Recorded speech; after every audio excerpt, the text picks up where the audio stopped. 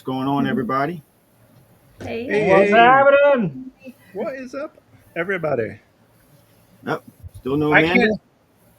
Man I of can't God. see who's in the chat. So I think there's technical difficulties for Amanda, so we'll get started.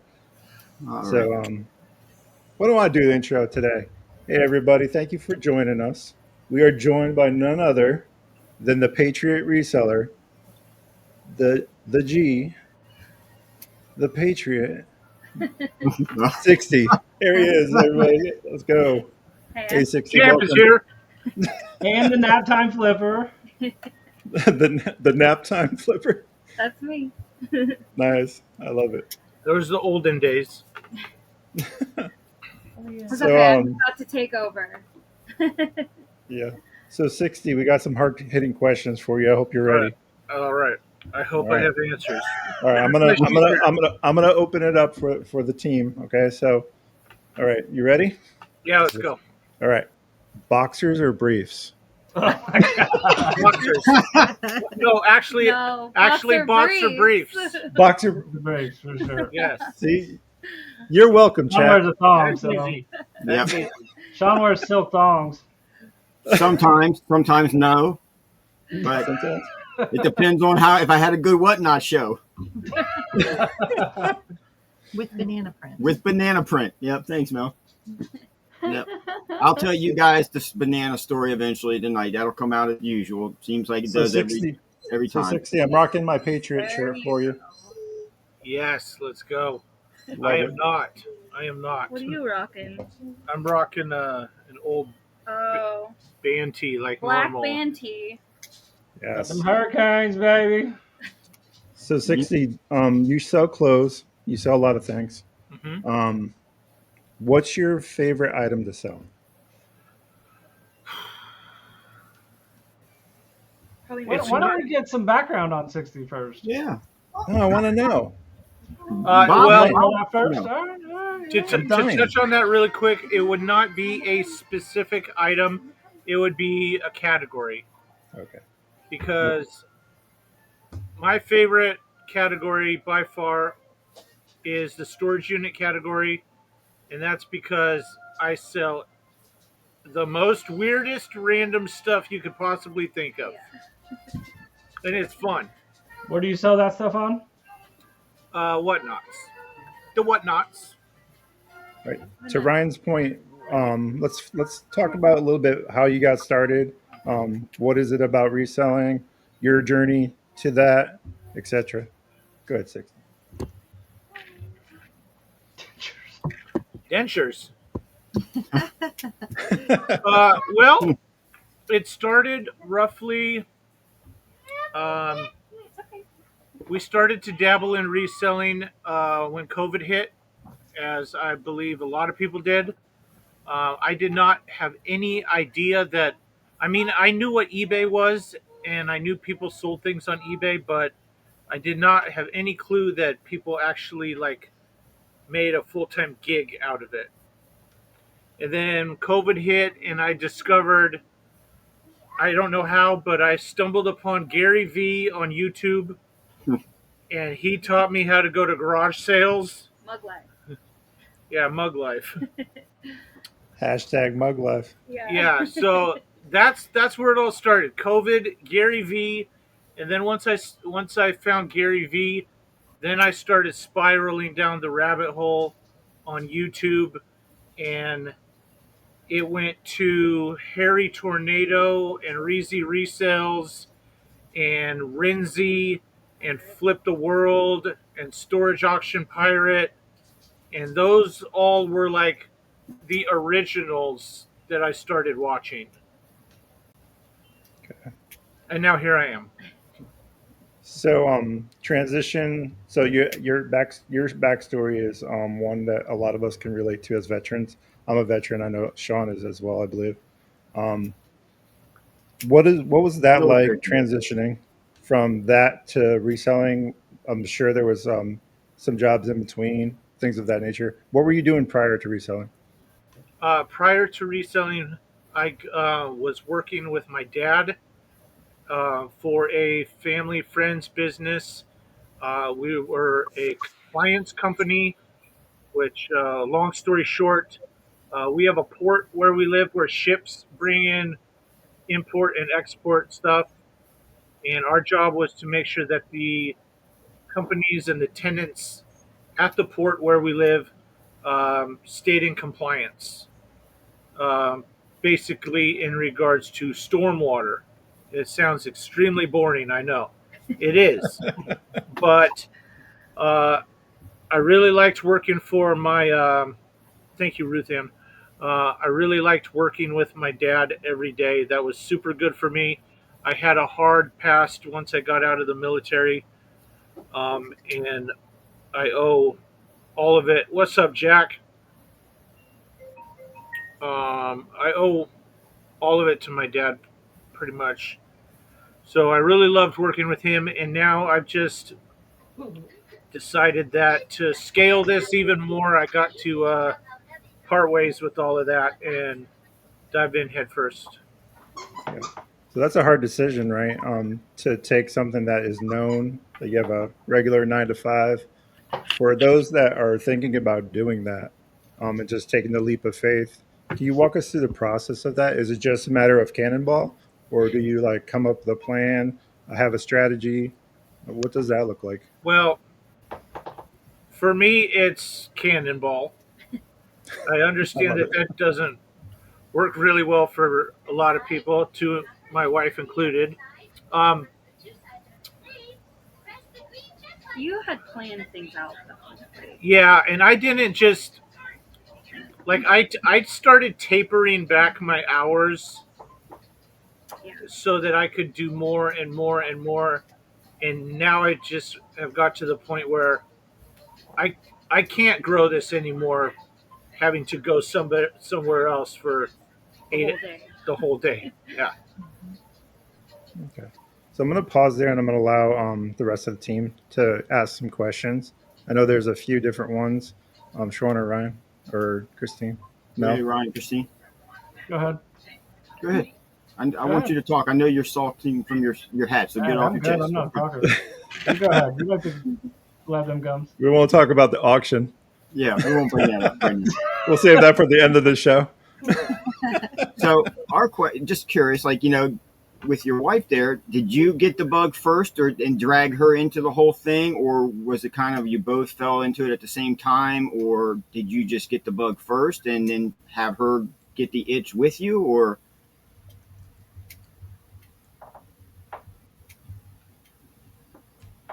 Yep, I think he froze. Did you freeze? I think so. Yeah, I think it's froze. Uh-oh. I didn't think it was that hard of a question. He'll come back. All right. But hey, what's Just up going froze on? on Jack? a halfway decent picture of him.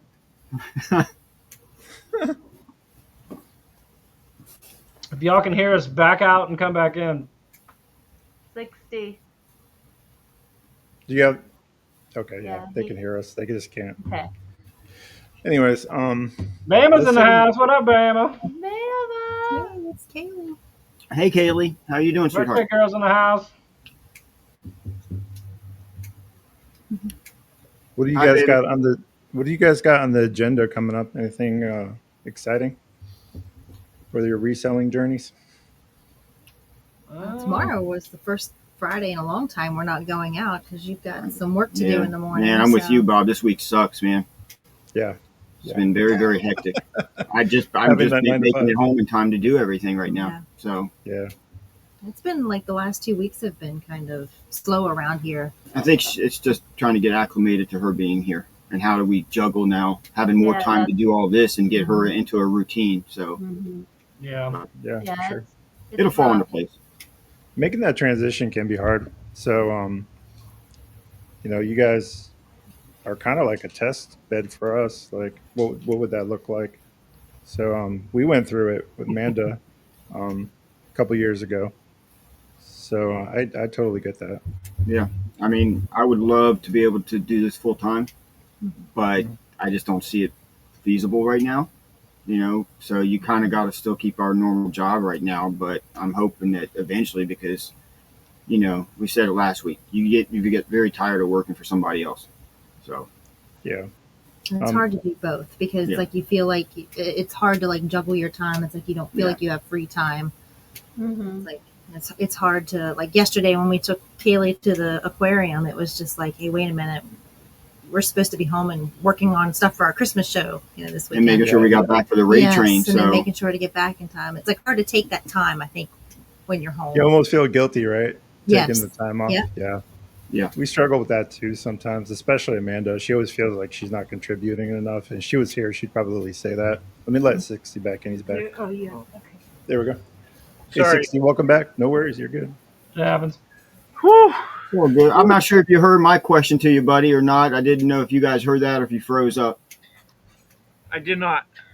I was just curious because we had the same kind of situation. Did you bring her in with you, or did you both have the bug at first, or was it just you and then dragged her along with the ride with you? Well, when we first started dating, we both really liked to go to thrift stores.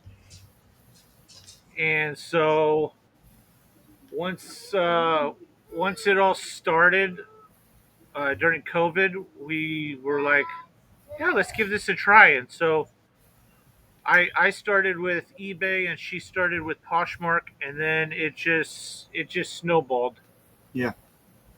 Ooh, nice. How do you prefer the storage units over like garage sales or estate sales or anything like that? Because that's something we've discussed. I just don't think we're ready for that volume yet. But like, is there stuff to give us some insight on if we want to make that next leap to go to the larger storage units and get to that volume? What's the best path, and what's the do's and don'ts maybe for us beginners to go that route moving forward? Well, I think it's surprising. That's what's exciting. Like, you really don't know what you're going to get. Yeah. And then a But- lot of times you're like, ooh. You- But then there's the other side too. you do have to be ready to acquire a lot of trash and what you're going to do with the trash, and you definitely need space to store it or go through it. I had to stop for a long time because It was I overwhelming. I don't have a building or a warehouse or anything like that, so I would bring the stuff home, and it just got piled up around the house, and I had to take a long break from it for a while. Yeah, until you thinned out the inventory a little bit. Yeah. Yeah. About your military journey, do you prefer working as the reseller? You and I discussed this a little bit more in private, but do you prefer going this route than a normal 9 to 5 with some of the things you dealt with? Do you prefer to be your own entity instead of working for somebody, or some conditions? Do you prefer just having that freedom to work for yourself without having distractions or triggers on the back end of that at all?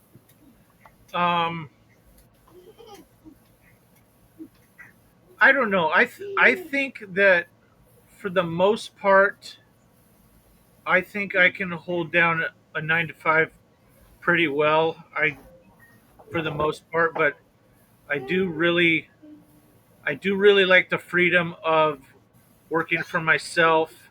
I liked like we're by no means are we in like a financial state where like I would still say we kind of live like paycheck to paycheck, Right. but I really love like Whatnot, for example, because I don't have to wait a week or 2 weeks to pay for things. If I don't have the money for gas or groceries or the phone bill, I go on Whatnot and I make the money and then I pay the bill. Right. So you're just truly hustling. Yeah. Hi, Rachel. What's your favorite way to source? Um, Definitely the Goodwill bins. Same. Definitely. We love it there. Every Friday. It's probably going to change to 2 days a week at least pretty soon. But every Friday we spend the entire day at the bins and come home with Too much. too much. But then I can normally get rid of it all within Like that a week Monday, or so. usually. So volume over luck is my model as well. We like the bins. We find that that's the best cost of goods. I know you're part of the plush and raid train that happens Wednesday nights on Whatnot. If you guys aren't following everybody here on Whatnot, I know that there's other sellers that do other platforms, but you really should check that out. So for plush, do you guys tend to find a lot there at the bins, at your bins? Oh yeah, Is that where you're sourcing it mostly? Okay. yeah. We got we normally get plush from the bins, and then there's one thrift store down the street where we normally do pretty good at. Um, other than that, I I do want to do more garage sales.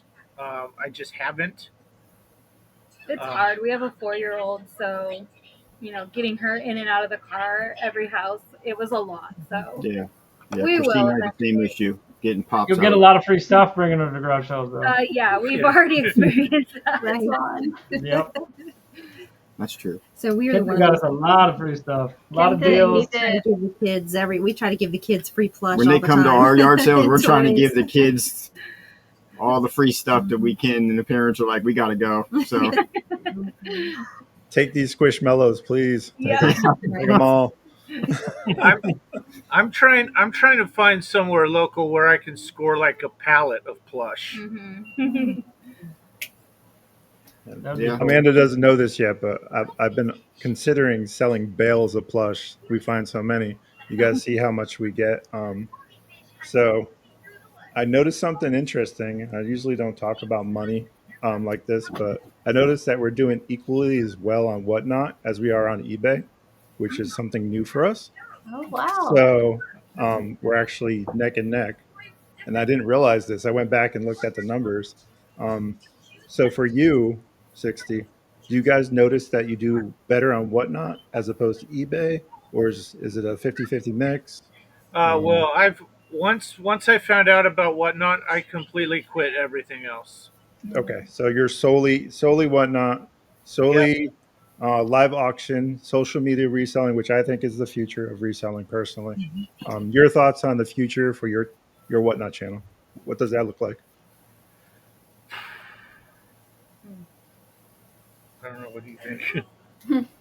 He's always tossing around the idea of like new with tag stuff. Like he always talks about that. So I kind of wonder if that's where you're wanting to. I go. want to get into pallets. I want to get into new tag stuff, but I'm I'm a never. thrifter, so I will always be at a thrift store. I'm never going to.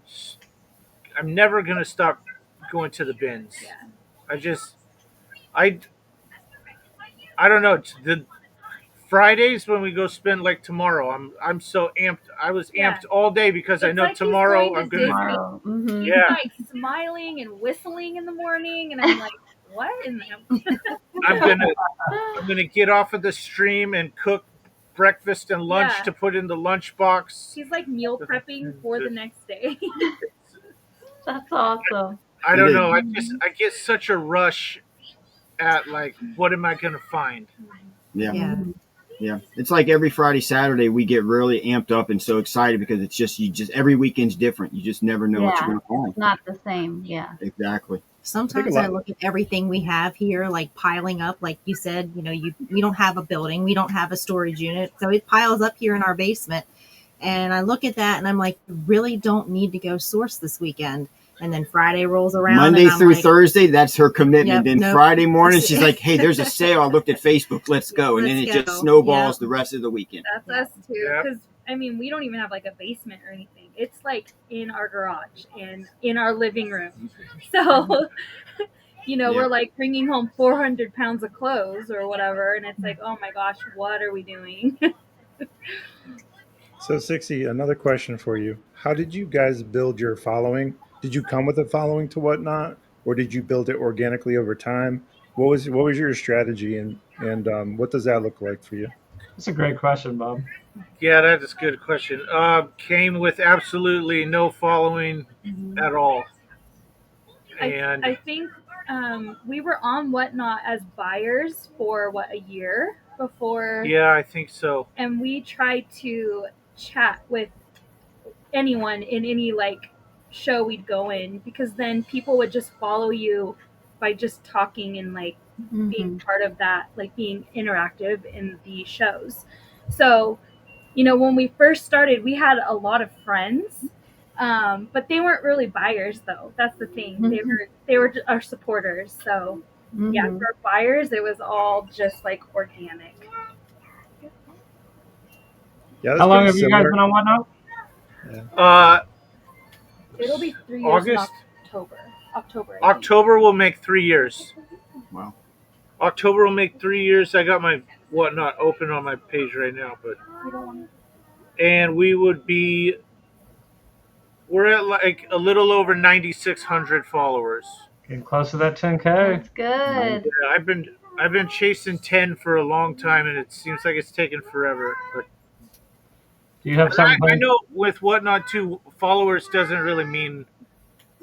I mean, I don't think it means a whole lot because for It's me, like bookmarks. it's hardly. They don't It's just mean yeah, much. just like bookmarks. I Yeah. mean, I will hardly ever have like more than 30 people in a Whatnot show. Yeah, Mhm. that's a good show. 30 people's like a good show I for feel us. like 10 is a very steady number for us Yes. right now. Yes. All it takes is one buyer, right? And Yeah. we get to One like buyer. 12 or 15 and I'm happy. Yeah. No, Yeah. that's, you don't want So we had a similar situation for us for our growth. We started. That's actually how I met Ryan um, through Whatnot, and just started coming to the shows. We were plush resellers on all the platforms, and just started buying from them, chit chat, and next thing here we are, type of thing. So a lot of that as well. So organic growth, in my opinion, is the best way to do it. Follow your buyers is my best advice instead of following everybody. So that way, when your buyers are online, you can target your audience. Regarding tagging people in your show, you get to familiarize yourself with your community that you create, right? And you know what they prefer for buying stuff. So if you have an item that they want, there you go. You tag them and off you're running. Has that been your experience too? Yes, definitely. Like there's I mean when we go to the bins and stuff, we just grab stuff that we like personally and think is cool. Yeah. And by doing that, I mean we have found the people that like the same type of stuff, and then the more they buy from you, the more you learn what they like, or they'll send you a message and say, "Hey, look for this." And Mm-hmm. so now we got like set individuals that like Mm-hmm. personal shopping, Yes. and they Yeah. come back the next time and then they buy it all. Mm-hmm.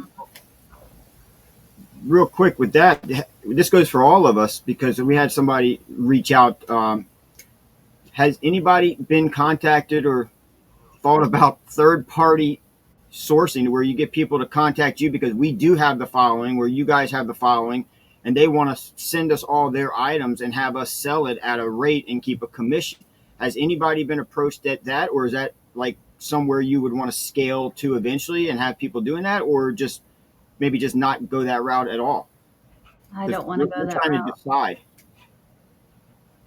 I didn't hear the whole thing. I want to sell my own stuff. I don't want to sell Yeah, somebody I was else. telling her, Yeah. I was telling everybody, Ryan, that we got contacted by somebody from one of our shows saying, "Hey, would we be interested in becoming a third party sourcer where they would get all their items because they're either one, they don't know how they're technical sound, they don't know how to do this. Two, they're very shy, don't know the business side of it, how to scale it." Mm-hmm. Would you guys, anybody, be interested in the third party sourcing where they send you all their items and then you sort of sell it and get a commission kind of that way? I didn't know if any of you guys ever thought about that as an avenue. I have thought about it, but I don't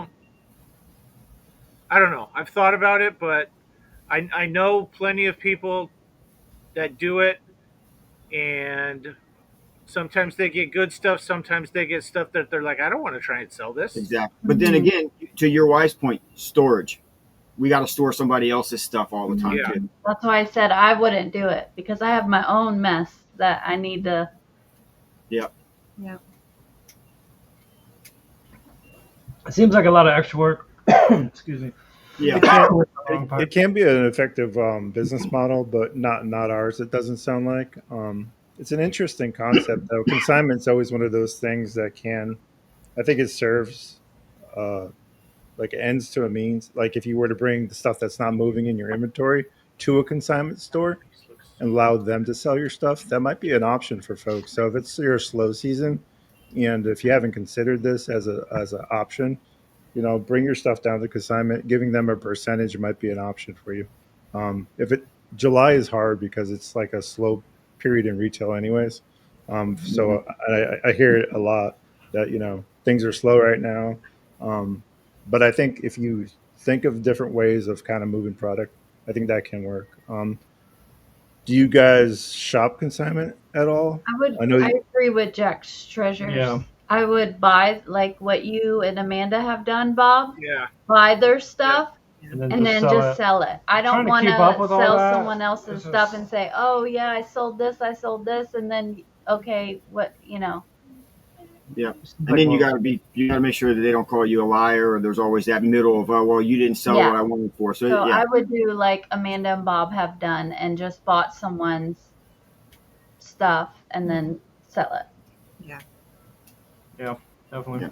That's smart. Yep. Do you ever go to someone? Now talk about haggling for a second. 60. Have you ever gone into someone's like yard and say how much for everything? That type of approach, or how do you approach haggling? I'm all about it. I personally I personally have not, but I think I would do that more often, like at garage sales and things like that. I'm I'm trying to build up like a cushion to where I can have that in my pocket at any time. But Yeah, cash flow is important, and whatnot can be a great avenue for cash flow. I think you've already mentioned that. So strictly whatnot, strictly sounds like maybe bins and storage. What do you use for storage, like finding storage units? Is there a particular website? there's a few websites, but I mostly use storagetreasures.com. Okay. And do they have an affiliate link if someone was interested in doing that, or is that just something that you go to and just bid accordingly? Is there any like nuance to that? A lot No, of times with fees and things of that nature, have you noticed anything that can maybe stop a new seller in their tracks if they didn't realize the fine print? not not really that I'm aware of. I mean, you go on the website, you make a profile, and then like if you purchase or if you win an auction, there is like they charge you a little bit, but I don't remember what the percentage, but it's nothing crazy. I thought Kelly There's- had all the live auction for storage units there. Oh yeah. I mean, they do, but I've never gone to any. Never. I How go. far is the ones that the one TV shows? How far are those from you? Those are probably down south, right? Yeah, I think that's southern. That's Probably like 6 hours. probably or around so. 6 hours from us. I think the main thing with the storage units too is that some you have to pay like a cash cleaning deposit, and then you don't get that back until they've like looked at it or whatever. Inspected it, yeah. Some don't, which is nice. Some allow you to put it on like a card, but there are certain rules with each like website or each facility too. So you always have to like look into that as well. So moral of the story is read the fine print, right? Yeah. Because everyone's different. That I think that's a lot of times what maybe be holding my hand, because we've considered potentially doing storage units, But I look at the furniture and those beds, and I'm just like, Yeah, those I'm are 50, definitely I'm 50 years old. I don't think I'm gonna be that guy. Yeah, And I think we've seen enough Jack Treasures finds. We don't want to go digging in some of those storage units. Yeah, they find some crazy stuff. yeah. I try to stay away from most units that contain furniture. Now, furniture flipping is an option. That's how Sean started. Yeah, I that's think, how if I I'm not started. mistaken, right? Yes, So sir. That's how we started. there's room for that, and you can sell it right from the storage unit for a low cost. I've just watched the Jack's Treasures. If you guys aren't following Jack's Treasures on YouTube, what not another reseller podcast, I think it's called. Um, Definitely check them out. They basically sell the furniture right from the bin, if I'm not mistaken. So they basically discount it to like next to nothing. So $25 for a dresser, right? And just put it on Facebook Marketplace and have someone come and right out of there. That's not a bad strategy to think Yeah. about, right? If you get caught with a unit, you want some stuff, and that's the option. So I really like that about what they were saying. So I just wanted to kind of mention it. That's a not a bad strategy. So. Speaking of the storage units down your way, you mentioned you're by the ports. Have you guys seen an increase? Because we talked about it last episode among ourselves. Have you guys seen an increase among the people, everybody leaning towards reselling, doing that extra income? Have you noticed the storage auctions and stuff increasing with the amount of people bidding on it? Have you seen the volume and you're paying more per unit now because there's so many more people getting into reselling? Um, I've never actually like tied it to reselling, but that does make sense because, and that's another reason why I don't pick up more storage units because the price goes up so high that it's like I can't play with that anymore. Yeah, that's just. I think we're starting to see a lot of the resellings turned into a second job, and it is it's hard, but people see the amount of money that you could make if so. Yeah, I think a lot of people buy storage units and then take it to the flea market on the weekends. True. And also, she just reminded me that when we really started going to the bins, I used to buy pallets from the bins. for cheap. I used to pay, I'm letting my secret out, guys. I used to buy a pallet of purses for $125, and I'd get like 400 purses That's in crazy. one pallet.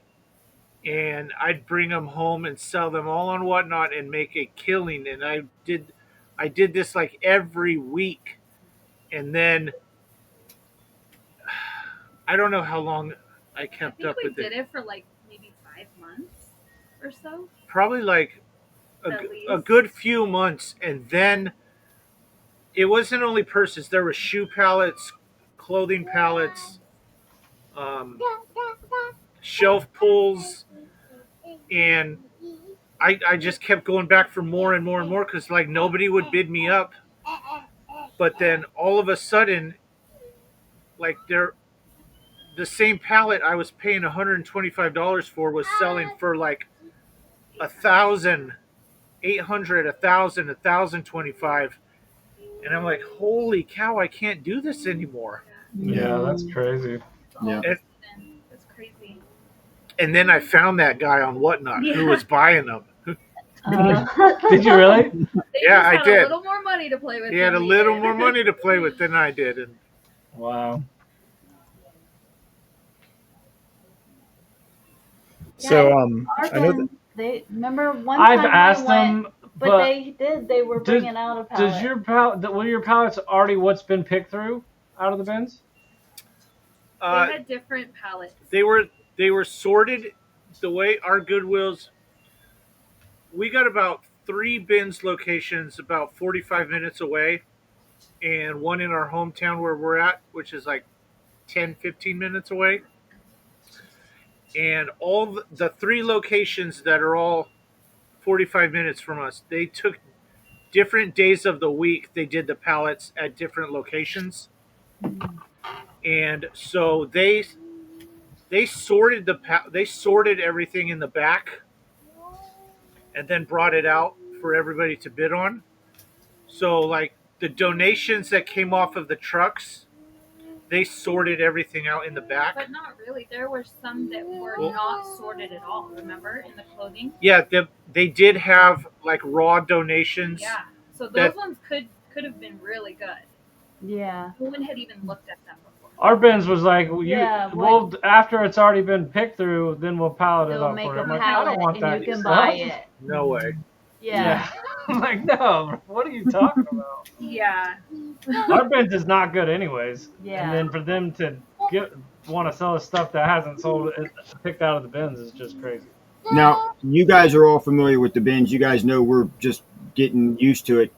For all three of you guys, when you guys go to those, especially you 62 and Ryan and them, do you guys ask them when they're holding those type of auctions? Or because we're not familiar with the bin setup, like I know we went there and we've got to pick through everything, but do they advertise it, or do you have to just go ahead and just ask, like, hey, are you guys going to be doing pallets anytime You soon? have to ask. At ours, Okay. you have to ask. Yeah, they don't advertise anything. Okay. Yeah. Ours has a schedule. For ours, we found out like we just happened to go there and saw them bring them out, and I was like, "Oh, what's going on? What's this?" Mm-hmm. So then I found out that they had a schedule where those locations changed every day of the week. So then I started bouncing around to the different locations up there, but they're set. Like on Fridays, it's always these pallets at this location, and then on Mondays it just rotates. But there's pallets available 3 days a week, and it's a set thing. So on Tuesdays, they're gonna have these pallets, and I need to go to that location. So, and then our local one does not do pallets. So unfortunately, I did ask them if they would make me a pallet of purses, and they did, but they said they had to bring it out. You could not look in it at all, and they had to offer it to everyone. Yeah. Oh. It was a first come first serve, and I did that a few times, but they started it at like $400, and it was they weren't as good of a quality. Yeah, there was more damaged stuff than there was good, so I stopped doing that. Yeah. So it's pretty much just blind bidding to a point. Yeah. Yeah, and when I was really buying them, you could look at what was on the top of the box, and that was it. That's scary for $400. Yeah. So 60, I know that you guys recently bought a container. Was that a storage container full of what? Was it mixed random? Full of was what? it one Yes. full of what? Want to know what did you buy? Well, we actually didn't buy it. We didn't buy it. It was a family friend owns this lot of land where they let people store things on it and charge them. And so somebody left all the contents in this shipping container because they moved and they didn't want to take it with them. So they left them all to our friends, and our friends, knowing what we do, said, "Hey, we got all this stuff. You can have whatever you want. You can leave whatever you want." So it's worked out really well because we can go and come and pull things out at our own pace. Yeah, they're not in a hurry. It's not like all the storage auctions online. They're like, you have either 28, either 24 or 48 hours to clear everything out. Right. And we haven't found anything crazy. Really, we're making okay money off of it. Yeah. But I mean, we got it for free, so anything is a profit. But Right. it's a lot of already made, like handmade jewelry. Handmade jewelry stuff. So I've been doing a couple shows here and there, but some old lady with too much time on her hands. And it's a lot. So like QVC stuff, that type of thing. Not even, because like she's like made it like as an artisan, and I think she went to like craft fairs or something. Oh, I see. Yeah. So it's all just very handmade. I mean, they're cute, they're pretty, but I mean, she had like 60 of one thing, and it's like once two sold, everyone was over it. So Mm-hmm. Mhm. But that's been the majority of it so far. So I watched Whatnot the other day, and I was telling the crew here that I was watching somebody. There looked like stamped Christmas trees on in a frame. There was nice paper. Think it was very crafty. Some of those pictures were going for like $50 to $80. They were getting bid up to. Um, have you guys done Thank you, anything Brian Tracy. crafty or created or handmade for Whatnot, or have you considered that as an option? I'm not sure if you're a trades kind of guy, if you have the. We both are very crafty, but once reselling started, we put all everything else there's no pushed to the time. side. Why make it right when you can just buy it? Yeah, I've sold a couple things that I've made, but I do like ceramic stuff, and so that's always scary to ship. So we tend to not. We haven't done a lot of it. Where I'm very interested in doing, because I love that stuff, but having the time to put into it. we have a few ideas of our own personal like handmade type of stuff that we want to start incorporating into our shows and stuff. Maybe even some like handmade merch. I think we talked about merch last show, and wanted to get your take on it. Harry Tornado source. He just did a video not too long ago about where he's sourcing soap from a artisan soap maker and talking about how consumables increase their Whatnot sales and things like that. So there is room there. Thoughts on that business model? Is that something like merch wise you would I think consider doing? consumables is an amazing idea because Yeah. they're going to come back for more if they like it. And Yeah. we've even talked about doing that. Yeah, a lot recently too. It's just the time again. It's like because I would want to do it us. Like I feel like it means more that way. Nothing against what he's doing. Yeah. Like we are crafty, so it's like I would want to do it. Our own thing. Yeah. So You can control the quality, etc. Yeah. Yeah, I get it. So they buy it. It's Right. It's really from made them. From them, yeah. Yeah. I like that Yeah. I think too. it means a little bit more that way too. Agreed. Mhm. Yep, wholeheartedly. Yep. Definitely more personal. I think so too. Um, Obviously, volume wise, it's always difficult to scale something like that. Yeah. You have small children. Let's talk about children and reselling for a second. I know that can be a She's balancing right- act, she's and right we've all beside done it. me. What's that look like for Mr. and Mrs. 60? juggling. So she hates the bins and she hates thrifting, but she's only 4.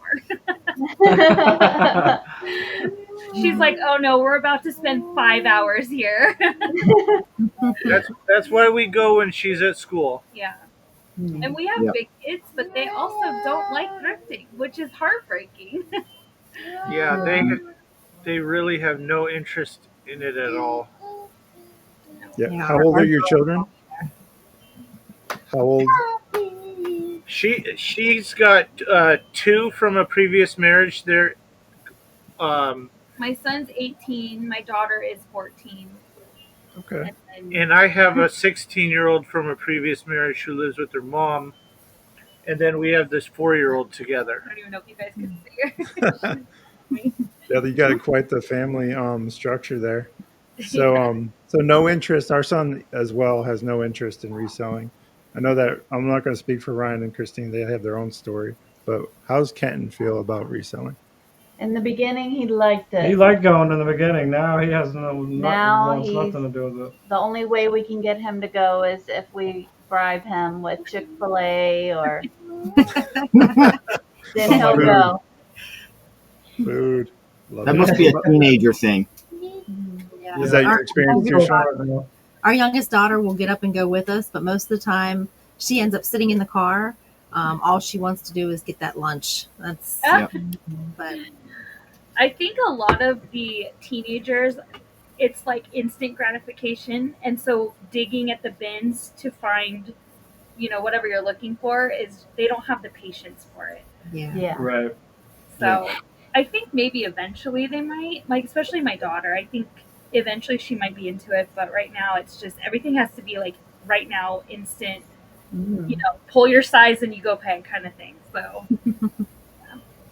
We talk a lot about bin bros. Well, off camera. Those young kids looking for those bangers, as Ryan would call them. Sure. How I know you're sourcing from California, and that's an entire like podcast in itself, I'm sure. But like, what's your experience been with like those younger um, people coming into that reselling game, the bin bros, the what are your thoughts, 60? Oh, they man. drive me nuts. Oh, I need to make friends with Yeah. more of them so they can find me things. They'll give you things, but a lot of them are just really annoying. I got a couple, like this past trip we went to the bins. That I call them vintage kids or bins bros, t-shirt bros. They pulled a jelly cat and they were looking at it, and the girl was like, "Oh, it's a jelly cat," and he hands it to the dude, and he's like, "Oh, let me look it up on Google Lens and see if it's one that's worth like $200." Then they're like, "Oh no, this one only goes for like 60." And then they hand it to another kid, and he's walking around with it, and I'm like, "I'm gonna go offer this kid. I'm gonna go see if I can buy this off of him." Uh-huh. And I walked up to him. I said, "Hey, you gonna keep that jelly cat?" He's like, "Why? Do you want it?" I said, "Yeah. I mean, how much do you want for it?" He goes,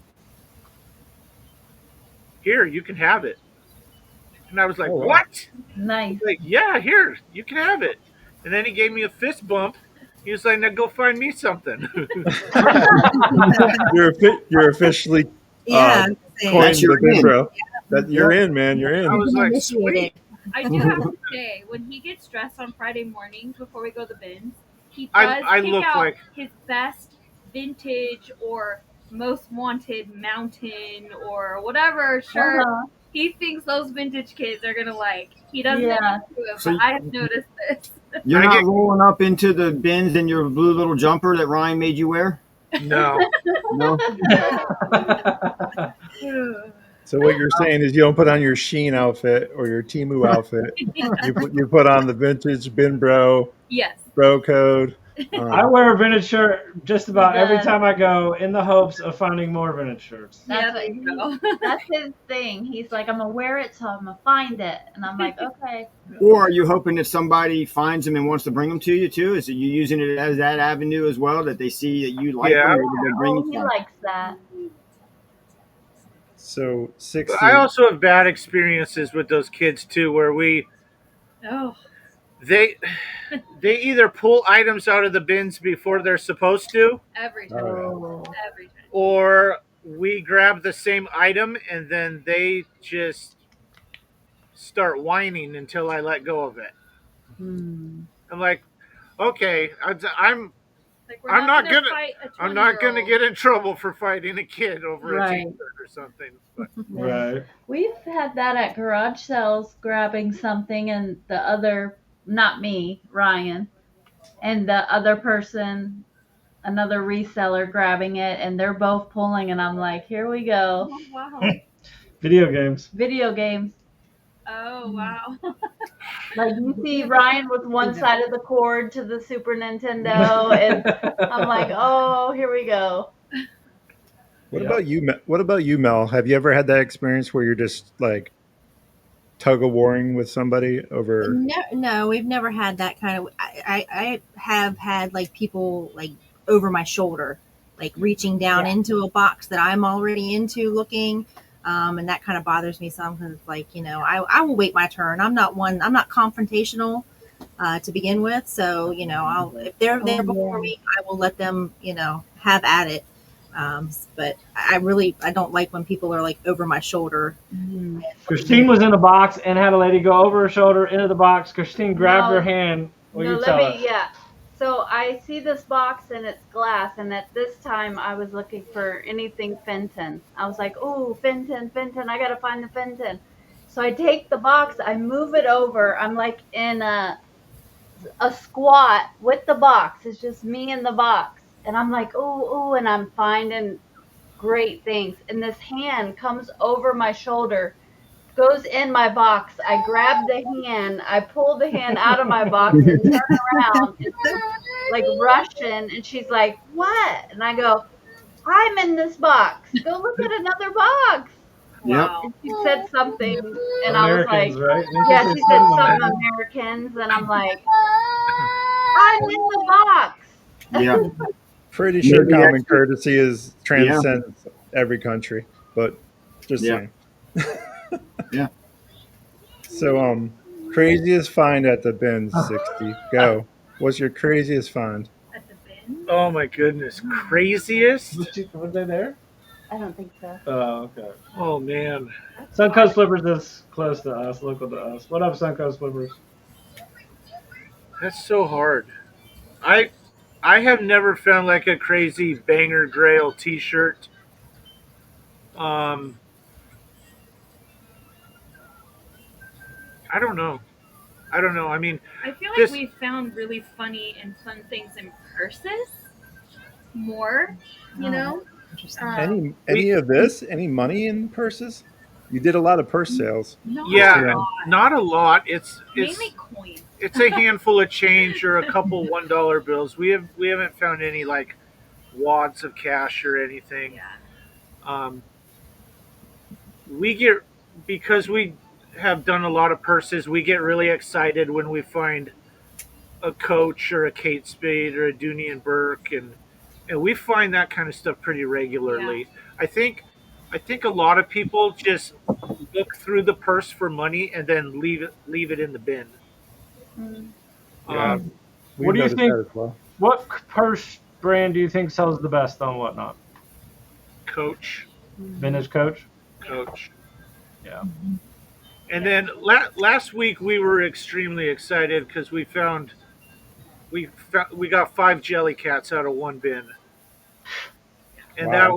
that was really exciting. We haven't even found 5 Jellycats total, I don't think. Maybe 5. We have found one. We had some good I luck. found one. She's found 3 or 4. Jellycat Whisperer is 60. It's official. So for one of our plush rate trains, we should, in a given week, see how many Jellycats we can find as a That'd be fun. bragging rights, right? Yeah. We A- we just we come home with a car full of like bread and butter stuff. Yeah. Yeah. I think what most people don't realize about reselling is there's a lot of that. And by bread and butter, for those who are listening that might not be familiar, it's anything that's probably maybe under 20 or around 25 potentially, and it depends on your business style, etc. But the low items that sell repeatedly, that sell consistently, that that pay the bills, that keep the lights on, things of that nature. So we as well, 60. Just so you know, um, that's what basically runs the engine here at Rocket City is bread and butter as well. So I totally get that. Um, I was just curious if for like I pulled a $5 Build-A-Bear and sold it for 700. We talked about that last podcast. I was just curious if you had any experiences like that or We had nothing. that one lounge fly that we had no idea. I think we were like the bidding started at $5 and all of a sudden it was at like almost $200 and we were like, what do we have here? But nothing crazy expensive. I don't Yeah.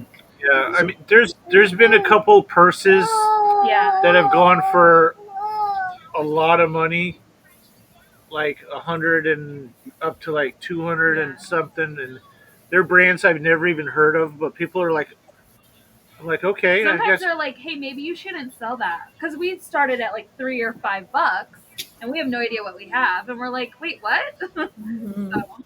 You learn really quickly. Those are the lessons you tend to never forget, right? I think we've all been there as resellers where you sell something really quickly or they're just like, and then you get messaged by like 20 people saying, whoa, wait a second, I'll do better than that. So that's one of those things that you kind of learn as you go. Do you recall the name of the brand for those that might be listening? The one was Boy, Boyy. I've never found one again, but I think it like retails for like 1,300 to 1,800. Whoa. Ours had a little damage, so I think we sold it for like what 150 or something. But I know that was one that we were like, this isn't even that cool looking. The brand Longchamp. Oh yeah, that was another one. Longchamp. Never heard of them. Never heard of either.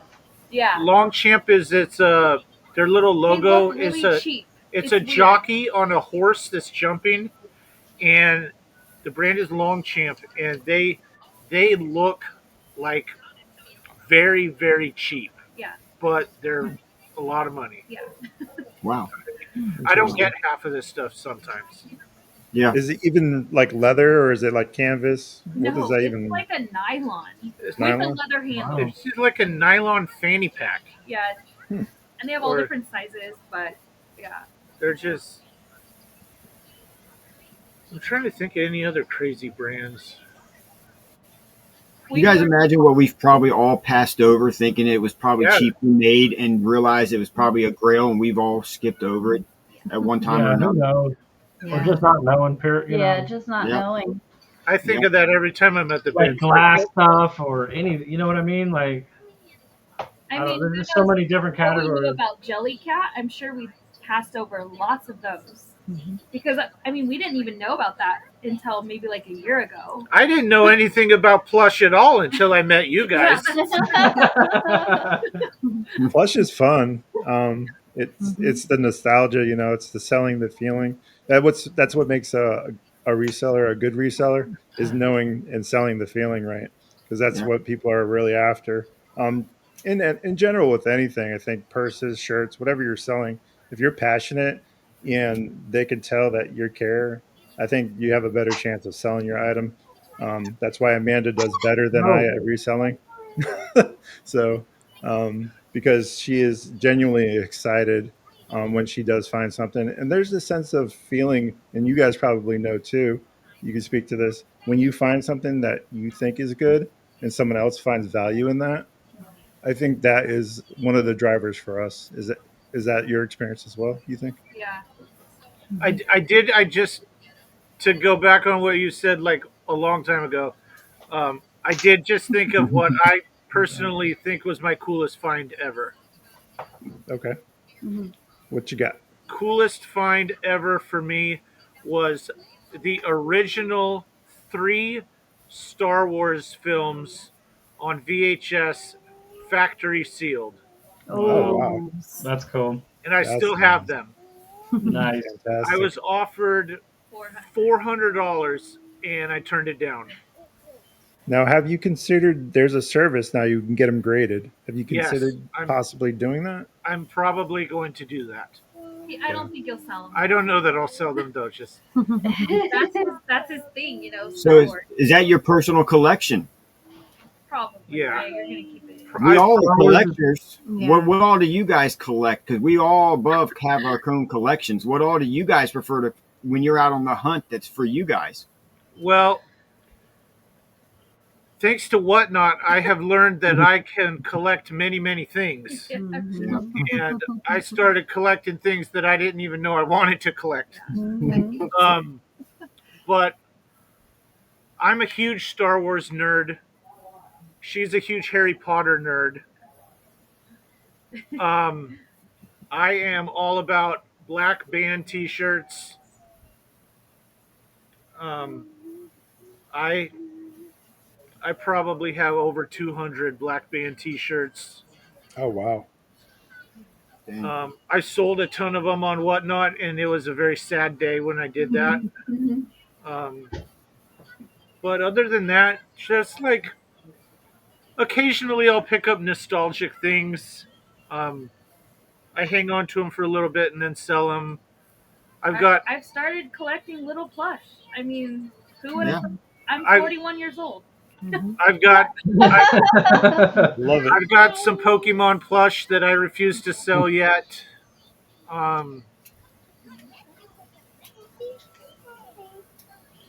Yeah, Yeah. I think Amanda loves the nostalgia of the 80s and 90s. Is that your kind of era as well? 80s, Yep. 90s mostly? I've got Y2K at all? I've got a TV just like that one behind Ryan. Yeah. Nice. We got two. I got my certain Oh, you can't VHS see it. tape It's right over playing there. Oh, there you go. Nintendo 64. We got the Nintendo. We got the Sega Genesis. Dreamcast. We got a Dreamcast down there. We got Atari. Atari 64. Yeah, we love very much 80s and 90s stuff. Trying to get a dang Super Nintendo off of Jack's Treasures is like, I don't know, trying to get into Fort Knox, I think. Holy moly. Yeah. I know that. What do you do to mitigate stress, 60, besides just reselling? What do you guys do for Good fun? question. Nothing. Sorry, Same. that was a bad response. I love it. I really, I don't. It's something about me. I'm just driven. Like He just keeps going. I Same. just keep going and don't want to stop. I'm very, not like that. I'm very. She is very much about sitting down and relaxing, and TV, movies, something to get your mind off the real world. I am very, reading. I like to read. Nice. But he just keeps working. I am very driven by working and trying to do better than I did yesterday, and Yeah. So that's what I think of too. Is I don't think about competition. I think of myself as competition. yep. Yeah. It sounds like we're very similar in that regard.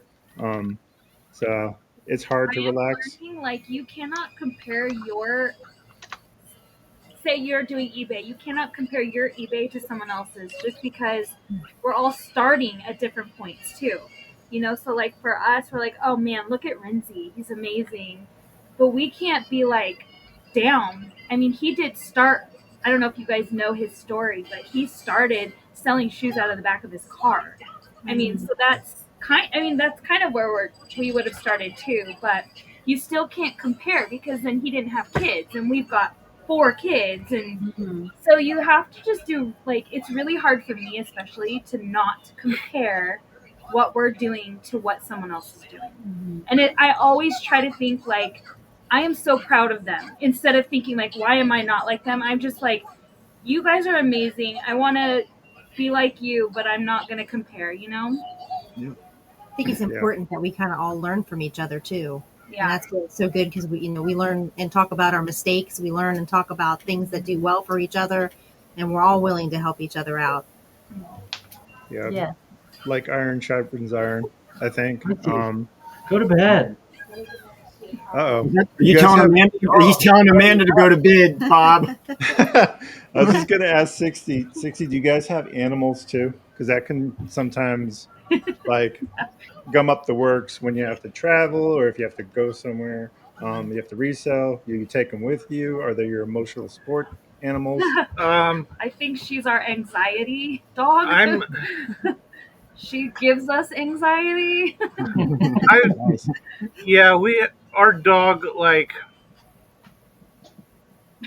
You can't even get the words out. I don't, like, I was supposed to, like, our last dog before she died, she was my service dog and I took her all over the place. Yeah. And it was so I can focus on her and not the madness going on around me, because that's where I was at for a long time.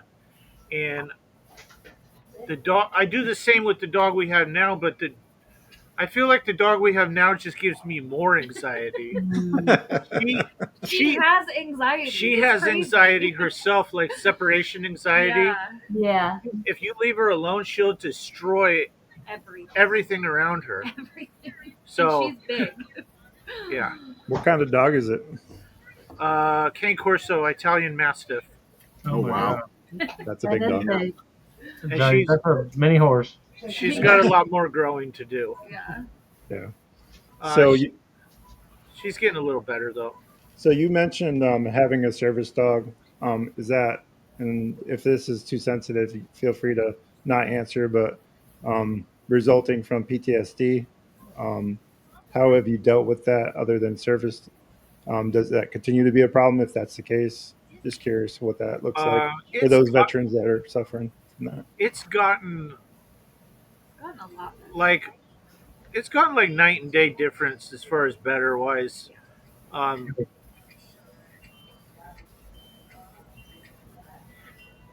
I used to be like I did not want to be around people and noise at all, but it's gotten a lot better.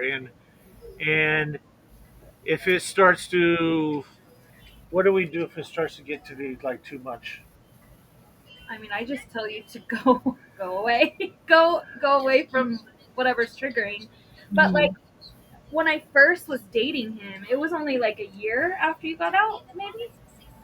And I've seen a huge difference. He just, I feel like he can relax now. Like before, I felt like maybe he was always kind of on edge. And I don't know what it is that's helped. Maybe even having a family to kind of maybe think about, maybe focus on a little bit more. I have I have a lot more to focus on Yeah. to keep my mind off of that stuff. I mean, Mhm. I think even like he was like, okay, especially with like starting our own business, it's giving him something else to focus on than maybe his anxieties too. I mean, and then it gives you anxiety, but it's a Mhm. different It's different. anxiety. It's different. Yes, Yeah. yes, yes. Yeah, they say pressure makes diamonds, right? I'm Yeah. sure Yeah. we've all heard that one before. So I have nowhere near the PTSD that you do, 60. But when I first got out of the service, I found it very hard to acclimate back into society. One of the things I struggle with, I bounced around between careers for a while, not really knowing or trying to find myself. I did that till probably I met Amanda at age 40 and 3 marriages later. So I struggled a lot with that. So just so you know, it's good to know that A, you're not alone. B, we all have our own story with that, and I appreciate you sharing that. It will definitely likely help um, other veterans that are dealing with that. And I know Sean has an initiative that Yes. they're trying to stand up regarding veterans, and I'll Yeah. let Sean speak to that because that's his story. Yeah. Yeah. So that's a good lead into that, I think. Yeah. Thank you, Bob. You and I touched base 60 on that.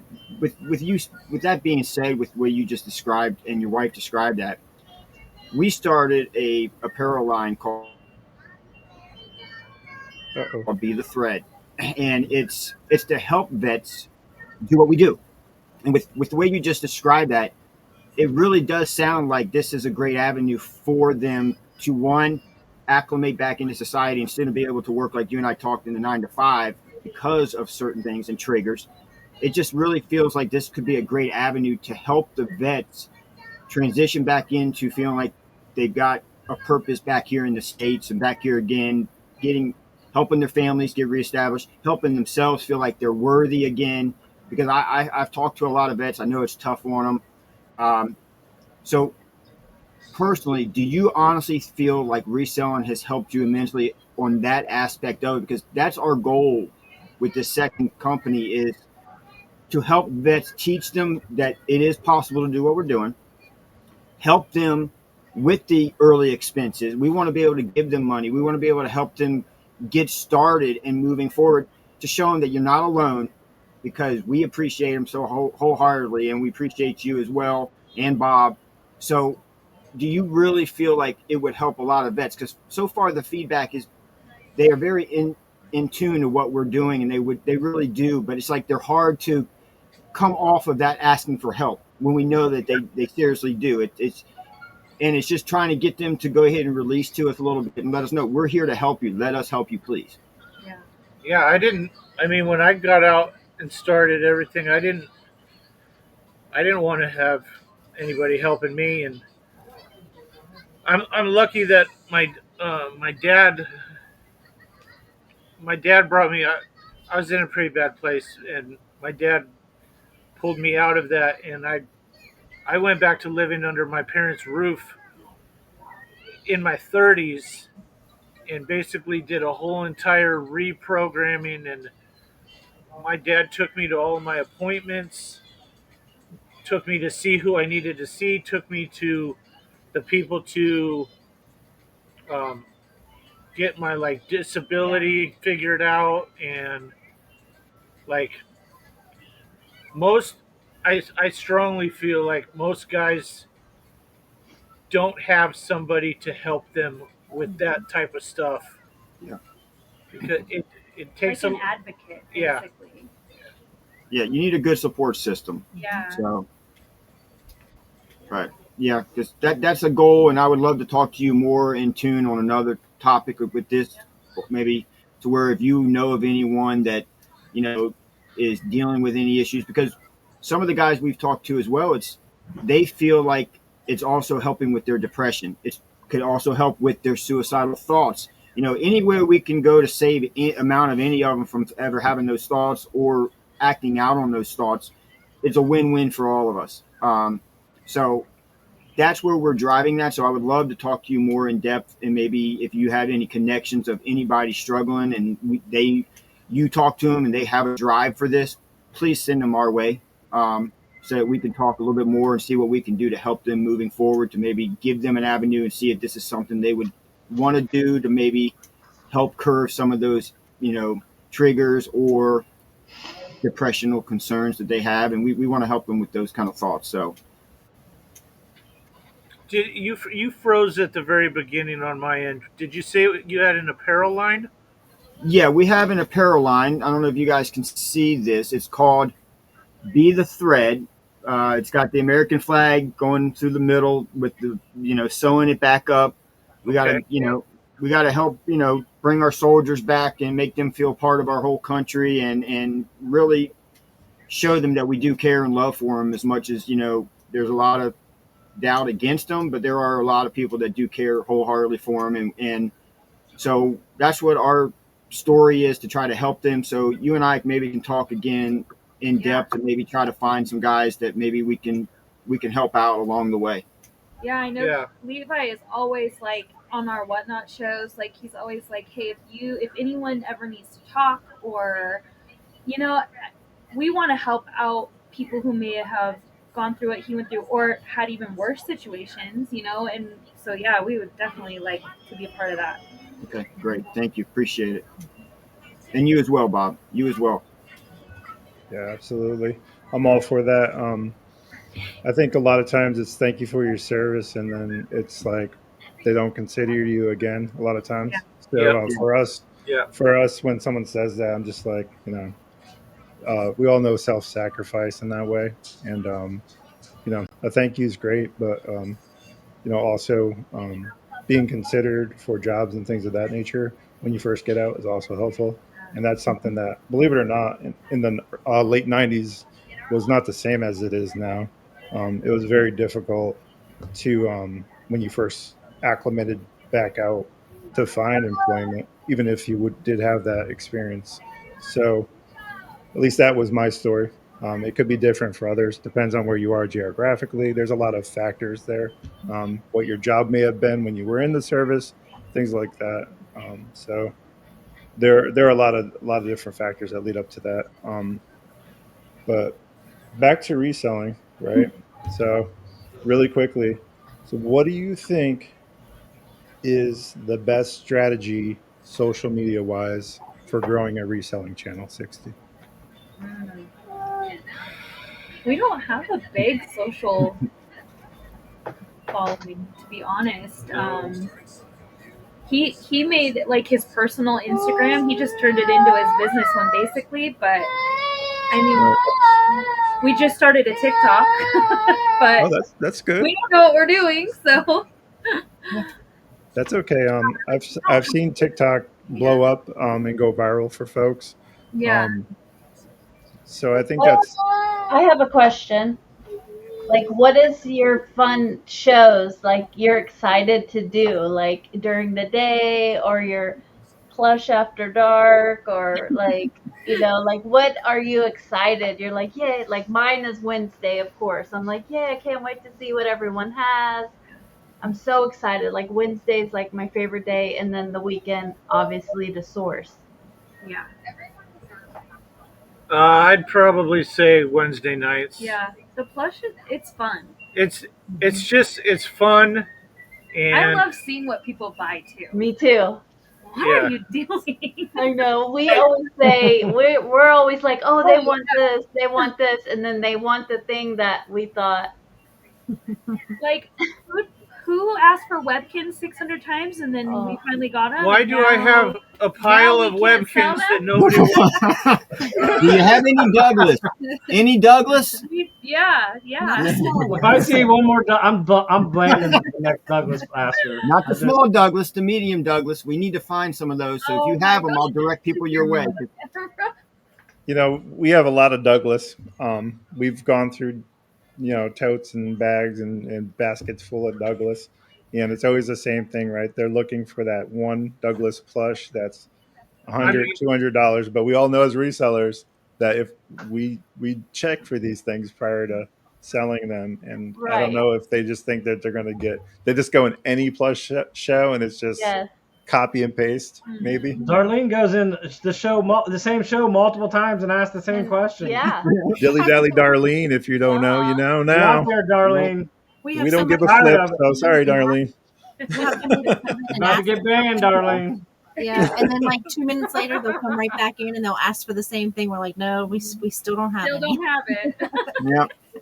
Yeah. So speaking of banning or shadow banning people, do you guys see that as a problem? Have you had to do that? And if so, what were some of the reasons for that? Amanda. I don't think we've ever had to ban anybody or kick them or anything. Oh, there Didn't was we have one. didn't we have somebody do that to somebody in our show? Yeah. I think I kicked somebody, and you guys got upset about it. You did? You did? I think so. Oh, well, then we probably wanted you to. But there was one that someone got like offended by what someone said and they booted them without even talking to us. And she was one of our like buyers. We were like, wait, what happened? So that was kind of crazy. Yeah, it was one of our mods. But a year ago, we had someone who was like super inappropriate who came to like all of our shows, but she also went to a lot of other people's shows too. Yeah, this person was like, their name was Barbie something, and they went into like all the storage unit shows, and they were just super, super inappropriate, and like hitting on people, like to the disgusting verge of it. Yeah, they finally ended up getting kicked off of the app. Good. Wow. Good. But we've never had a problem really with anybody. Not yet. Maybe we're too new. Yeah. Now, do you guys, because you guys all, we curve our shows to like what you mentioned. It's like, it's about what we like and what we talk about and topics with our friends and nitpicking back and forth. Some people may get offended by some things Ryan says about the banana and stuff like that, but it's all what we like to do, and it's our show to have fun. Yes. Do you guys inform your mods to what to look out for and, to if they cross that line? Because some of us can cross the line, but having fun in our own shows. Do you guys tell your mods what to look out for now so they don't boot the wrong people? I think we have one like steady mod, and she is on the same wavelength as us. And she'll even do those like little private where no one else can see it. And sometimes check in with us. Mm-hmm. She's really good. So I mean, yeah, our crowd knows. I think they know. Most people that come to my show know what to expect. Yeah. Good. Well, see, I think too that you should, what Sean just said, you should do run your show how you want to run it, and if the people don't like it, then you're gonna attract the people that you attract. Yeah, exactly. You should be able to be yourself. They're not gonna like it and then leave. Yeah, be yourself. Have fun with it. Have fun with all your friends and enjoy it. Yeah. There's nobody out there that's gonna. There's not every. You know what I'm trying. There's. You're not gonna. Exactly. Exactly. Yeah. So You're. It doesn't matter. There's always gonna be somebody out there or people out there that aren't. You're gonna have the same amount of people that love your shows, and you're joking and back and forth, and then there's gonna be those that don't like it, but they can come in if they don't like it, they can always swipe out for a little bit. And the ones that stick around, I do too, Amanda. I do too. I love talking to Alicia about Alicia. What's she going by now? It's Alicia. Yeah. Yeah. So it's her first time, guys. So It's go all easy on fun her. though. It's all fun. Yeah, all in fun. We love you, Alicia, if you're watching. So speaking of that, so you mentioned something that kind of triggered a question for me. Um, Storage category is what you guys sell mostly in, or do you guys sell? Um, I know for plush, obviously you have to be in the plush category, likely. Um, is that normal for you guys? Just storage overall? Do you find it better? No, well, I don't sell as much as I should in that category just because I don't buy as many as I want to, and I'm trying to work things out to where I will do more storage units because that's where the fun's at for me. But we mostly sell in women's contemporary, Okay. which is the hardest category on this platform. And that's basically because we will That's where, get like, 400 pounds of clothing from the bins. And that's where we started watching other shows too, and so that's where our friends are. And so, they're the ones that are coming consistently to our shows. So even sometimes when we're not selling clothing, we'll still sell in women's contemporary, so that our friends will just pop into the show. Like we'll sell like random stuff too, because we get everything from the bins, not just clothing. We buy the hard goods, the kitchen, the home decor, everything. Like if we think it's cute or we think so and so will like it, we'll pick it up. So yeah. Yeah, being a personal shopper can be a lot of fun, I think. So having that mentality, I'm sure, helps your shows and be able to drive sales. Because if you get to know your buyers, create your community, create your little family within Whatnot specifically. Um, I know that there are other live platform selling avenues. Have you guys considered something like District? Well, I used to do Or Poshmark, and I know they're doing like Poshmark Live, but I'm really not interested. I mean, it'd be starting all over. Right. Yeah. I just am like, nah, I'm good. Yeah. I started selling Oh, kids. it took us long enough to build up to where we're at. Yeah. Yeah. So I started selling kids clothing, but I'm just doing it from his account. So I am kind of building a new following in that category, but I still think it's going to be better because people know his name. So Yeah. then, his name pops up and then they come in. They're probably expecting him, but surprise, you get me. Yeah, that's what happened with me when we closed our office and then I just was home doing Whatnot. And I noticed it at first. They would come in and I was like, sorry, it's not Ryan. Yeah. yeah, so I know that community is a big part of what we do as resellers. Um, what was your experience? You said you made friends right away, and that's a great strategy. What was your experience in that? Was there any negative um, feelings from people? Did you have any falling outs? You don't need to name names specifically, but did you have any experiences like that in your journey? I don't know. I feel like I mean I Not just really. always come back to like we really started watching Flip the World and being in his shows, and he's an abrasive guy. So, it was hard to like say anything really that anyone was going to get offended with because he already said it. Right. So, Right.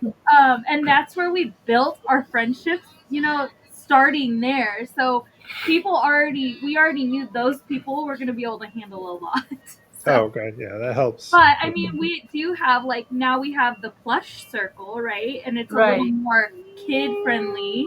Right. But I don't know. I feel like maybe Alicia's ears were burning. Tanya was probably in the background and told her. So now that Alicia's here, 60, what is your message for Alicia? Uh-oh. It changes every hour. we love Alicia. We do. We love Alicia. All in good fun, Alicia. We love you too. She needs to stop being so offended, though. Yeah. Like, Every show. Don't talk about trying to start a Christmas in July raid train and then having nobody get back to you, and then all of a sudden we're all on one. You need to stop being so flaky. She won't even get on it. Yeah. That's At least- another one. Don't say I don't have the inventory to do a whatnot show. Go get the inventory. It's out there. I know it for sure. Yeah. Whether you live under a bridge or whether you're live in a major, you guys are in California. Prices are extremely probably high, I would guess. So sourcing for you it can be probably challenging. So you're a good example of being able to get inventory even at higher prices and still be successful on whatnot. Um, do you think that hurts you or in the overall scheme? Like for example, when we're in Alabama, we get things subterranean in price. So frustrating. Come out now. They already seen you. Come here. You're not supposed to come out of the back room, Kenton. Got them again. We're sidetracked now. Come here. The kids of whatnot. Let everybody to see my teenager. Yeah. Come Come on, on. buddy. So do you guys find the prices in California obviously are high? Does that hurt you guys in general, or do you guys find a way around that? We were just talking about this. Remember, we were like, hey, if we move somewhere else, we'd probably be a lot more. We'd have a lot more money. But yeah, the gas, everything, food is like super high. So just living in general. So then when you go and you make your money, but then it's already used up in one bill. Yeah. That's part of the reason why we moved from Connecticut, but yeah, go ahead, 60. I'm just saying another awesome thing. Not everybody's bins does this, but the reason why we will get like come home in one weekend with 400 pounds of clothes is because our bins cuts the price in half if you get 100 pounds or more. Oh wow, Nice. that'll definitely help. So That's why, and we've made such good relationships with the staff there. Like the last time we went, we got like 2 completely mounted shopping carts full of stuff, and she charged us like $40. Oh wow, I would But say that's an exceptional relationship. Yes. so Yeah. Yeah. if we get 100 pounds of Clothing. it's how much? 198 a pound or 189. 189, I think, a pound. After? So if you Yeah. hit 100 pounds, then those 100 pounds will only be $1.98 a pound. If it's under, then it's 4 something a pound. Oh wow, It's a big incentive for us to just go big. Yeah. right. Yeah. I think a lot of the relationships and people have trouble asking. We have not because we ask not or ask incorrectly, right? So having that relationship and being that person that's able to say, hey, chat someone up. Amanda's really great at this. I'm not super good in person. I'm better on here, but so who's the person? Is it you or is it 60? Who's the person that's driving those conversations behind the scenes? He's quieter in person. Like if you talk to him in person, he's a way different person than on screen. But I am very shy in person. So he normally is talking to the people. Yeah, mainly him. I'm like, no, I'm good. I'll just not get it, or I won't. So, yeah. Do you ever get noticed in public from being on Whatnot? Have you ever had anybody like, oh my God, you're 60 from Whatnot? You're Not that level, but we've run into a few other whatnot people. Yeah, we've at our local bins, which is really odd because we're in a very small town. it was more like we were talking. We struck up a conversation with the lady that was digging in the same bins as us, and you get to talking. You throw each other a couple things here and there, and I think the conversations normally start is because they'll look at see what's in our cart and they'll be like, "Are you a reseller?" Because it's Yeah. super random. Yeah. And they're like, "Oh, well, yeah." And then they'll ask, "Well, where do you resell?" And then that's kind of how it's happened in the past. One lady was like, "Have you heard of this app called Whatnot?" Yeah. We're like, "Oh, And we're like, "Yeah, that's where we do this at." And then how did that go? She was like, "I can't believe I'm in real life. I'm actually meeting a couple that sells on Yeah. Whatnot." And I don't think she knew who we were, but it was just she was just like, "Wow, you do stuff live. You're, I mean, you know." So yeah, Whatnot, at whatnot, our bins, we've come across maybe 2 or 3 other people that sell on Whatnot as well. So it's been very interesting. so I read something the other day that said 30% of online sales now is social media sales in other countries overseas, and 6% of that is only in the United States. So there's room to grow for social media sales. Is the point? Um, do you want to be strictly Whatnot now? Is there room for anything else? What's the future of that look like for you guys? Is it just Whatnot, all in, chips in the table? For us, it is. For you guys, it is okay. Yes, definitely. What about you, Sean and Mel? Have you considered going Um, all in, or I want to go all in, but we've done very well over the years on eBay. So a lot of the items I think I hold out from Whatnot just because I do know people come to Whatnot for cheaper prices.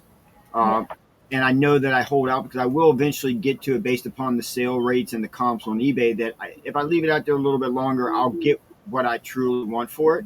So I don't think I'll abandon eBay just because it does do well for us, but I definitely want to put a lot more effort into Whatnot, which we've now with her being home, we've got we never had shows past like 1 or 2 shows. Now we got the whole month of July scheduled. Mm-hmm. So Awesome. so we're trying to really revamp this to make this a full time thing with her being home.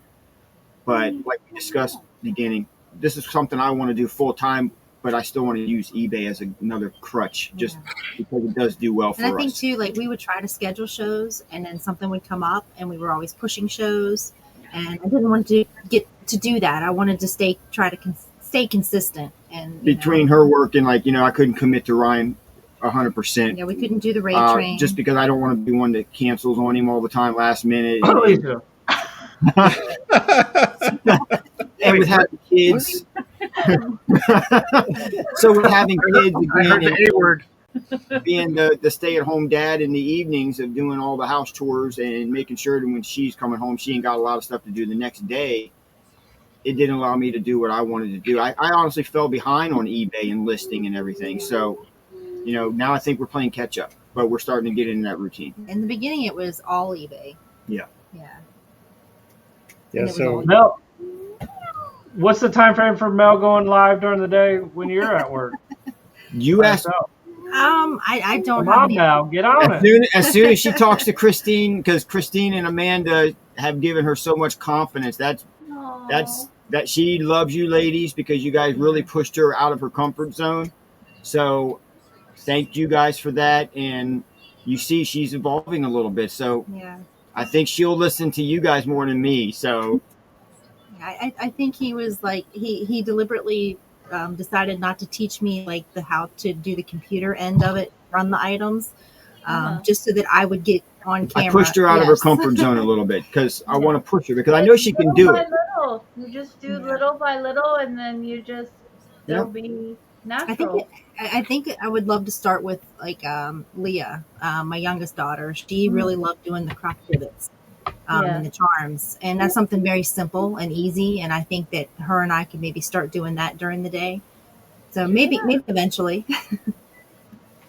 I would say start with like a curated show for sure, just because it's easier. You got it all there. Yeah. Yeah, I agree. Theme shows. Do you guys do theme shows 60, or do you guys just? I know consistency is also the question that I'd like to ask as well. Do you guys have a set schedule that you maintain? We're constantly adjusting that, and it's going to change again starting in August. just because I'm going to have more time. Um, We do. I mean, so I'll do shows on Tuesday and Thursday during the day just to get that different crowd. So I'll do on Tuesday, and we've also found that if you are consistent and that's yeah, you don't move your show, even if you pop on for like 20 minutes and be like, "Hey guys, I don't feel good, but I didn't want to disappoint. Here I am. Let's do some bite nows or anything," Great it tip. really helps. It really, really helps because now when I can't go on my normal Tuesday or Thursday at 1:15, people are like, "Hey, what happened to you?" Or I'll try to do a pop up on Wednesday. Nobody's there because Yep. they're not expecting that, and they don't have it in their head. Mm-hmm. So just wanted to touch on that, but. Yeah, Tuesdays and Thursdays I'll do like my thing, and then Monday he'll do like a lot of times he'll do like a marathon, like just all day. He was doing that for a while. yeah. Or I'll go Like 5, eight. 6 hours, something crazy like that. But Well, I just learned. so I don't have as much time to do the shows as he does. So Well, I just learned I can't do more than 2 hours. Me and Amanda were like, let's do doorables. And I was hurting. I was like, I cannot open another package. I could not show another doorable. Like, I was losing it. yeah, So we're going to have to start a fitness group to start getting our stamina and endurance built up here, Yeah. Christine. I got 45 minutes. Yeah, that's After what 45 minutes, I'm over it. yeah. We've done those marathon days where we put in like 8 hours on whatnot, and it's not for the faint of heart at all. And we've Grind. you yeah, don't see behind the scenes where we're just doing that. We don't give a flip symbol Yeah. to each other. Near the end, I'm hugging my emotional support plush toaster because it's time for a toaster bath. How's it All going, those, Jeff? yeah. So I totally get it. What's the longest you guys went on 60? I think we did that first show for like 8 hours. They did a purse show for 8 hours. There's no way. Yeah, Not it was. possible. We had my mom come over and be like the babysitter because we were Yeah. like, we're in this. Yeah, we are in this. we talked to this show up for like months, and had the bangers we were hoarding, Yeah. and so I was like, I'm going to go the distance. I do have to say, if you do a show that's longer than an hour, the shipping is not fun. Oh, yeah. It's Definitely not. And that's why I'm telling him, I'm like, we need to just have like hour shows, because then you finish that up, you do your shipping, and then maybe start the next one or something. Because the shipping always gets us. Like, we're like, yeah, we're going, keep going, keep going. And then we're like, oh, yeah, Now we're going I have to head pack now. all this. Yeah. So that's the one thing. That's one of our weaknesses is that shipping. Like, oh, She likes to leave the hard ones for when I get home from work, so I have something to do. I'm like, I can't find a box for this, so I'm gonna save it for you. I will touch on that also when it comes to the storage unit category. Oh, yeah. The shipping sucks. It's hard. Everything's so weird shaped Yeah. and breakable, and I mean, Now- there's people that buy everything in that category, but Yes. shipping is horrible. Now, how do you guys go about getting your shipping materials? I mean, now, do you guys talk to make those relationships? Because, like, for us, I go up and I talk to gun shops. I talk to the small mom and pop shops because, you go to the Targets where she used to work. They have to recycle a lot of those and get rid of them. But I go to the small mom and pop shops, like the gun shops and stuff like that, and I ask them, hey, what are you guys doing with your recyclables, with your boxes, your peanuts, your packing paper? Because if I can save them money from having to pay for recycling, it saves us. So we go and we try to make those relationships with those businesses. What do you guys do to try to take away some of that pressure of that spending that money up front? Do you guys make those relationships to get shipping as well, or no? we haven't done that except for literally mom and pop.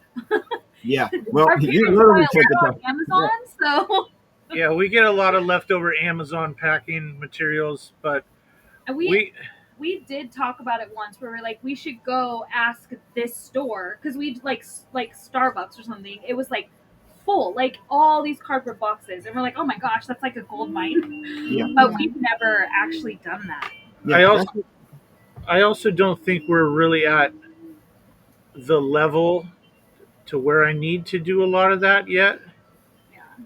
I mean, we do for the buy most boxes and for the stuff, most part we use the free stuff from Yeah. USPS, yeah, and maybe once or twice a month I'll go to Walmart for some other boxes and bubble wrap.